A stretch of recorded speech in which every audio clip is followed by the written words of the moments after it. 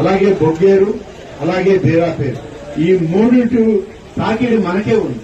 ఈ 3 మండలాల్లో కూడా మీ మెన్ని, మీ పోలీస్ స్టేషన్స్ ని అలర్ట్ చేయండి.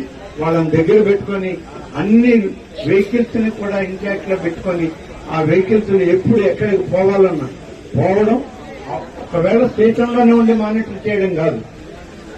ఎమర్జెన్సీ విలేజెస్ మీకు నోటిఫైడ్ అయి ఉన్నాయి. మరియు మనకి నది ఒడ్డును, వాగు ఒడ్డును ఉన్న గ్రామాలు మనకు తెలుసు. ఆ విలేజెస్ పోండి, ఎంఆర్ఓ, మరి ఎస్ఐ, సిఐ టీములను పంపండి, పోయి ధైర్యం చెప్పండి. ఈ ప్రభుత్వం ఉంది, మీకు అన్ని విధాలా సహకరిస్తుంది, మేము తోడుగా ఉంటాము. ఎక్కడన్నా అవసరమైతే బోట్లు ముందే తెచ్చుకోండి.